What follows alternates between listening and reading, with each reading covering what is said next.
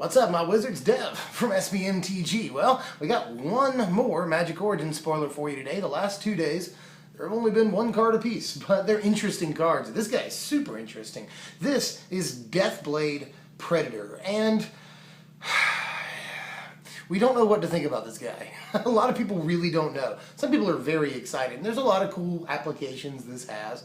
Honestly, first things first, what people are saying, and I'm pretty sure it works this way too, I don't see why it wouldn't, is that this is cool. That's why I bring this up. This is really cool.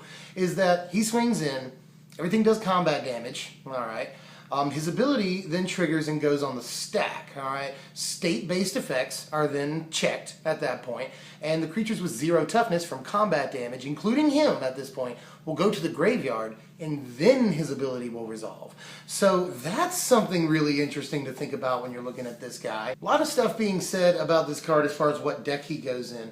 There's a lot of people saying Sultai Mill because Sidisi is really, really good in something like this. Sultai sort of aggro, mill yourself thing people are talking about, which this might be cool in that. People have brought up that Alesha can target this with her ability. That's pretty cool. People have pointed out break the line, although that seems fairly casual, but it could still be a thing. People have pointed out that Collected Company can get this, which is fairly important, maybe, but not maybe. And then also Grave Strength works really well with this. That, I think, is a very good point, to be honest. And some people have also said that in the Soul Flayer deck, this might be a decent piece because you've got guys in your graveyard already. So all of those are, I think, decent points. This card sort of reminds me of Master of Cruelties in a lot of ways, which everyone was really excited about Master when it came out too, and it really ultimately did not really see much play at all. So, and this is very similar to that, although it doesn't have to attack alone, which is pretty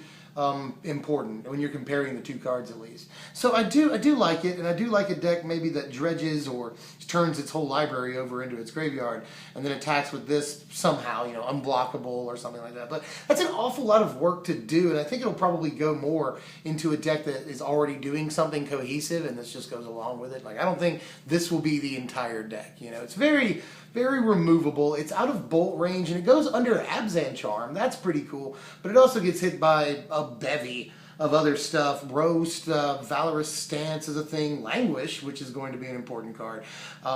Both lights, Banishing and Devouring Light, Ultimate Price and Hero's Downfall, which are important. Murderous Cut, that's pretty important too. Exquisite Firecraft is going to be an important card. Stoke the Flames, they all kill this thing. So, you know, I'm just not really sure about this. I think it's a pretty balmy looking thing, and also when comparing it to Master of Cruelties, this costs 3 and Cruelties costs 5 in 2 different colors, so this is much more efficient. And I mean, a 1/4 Deathtouch for 3 is pretty good, honestly. This is really good in limited, I think. But it's, you know, I do think that this might have some application. Some people are saying modern. I think probably not as far as that goes.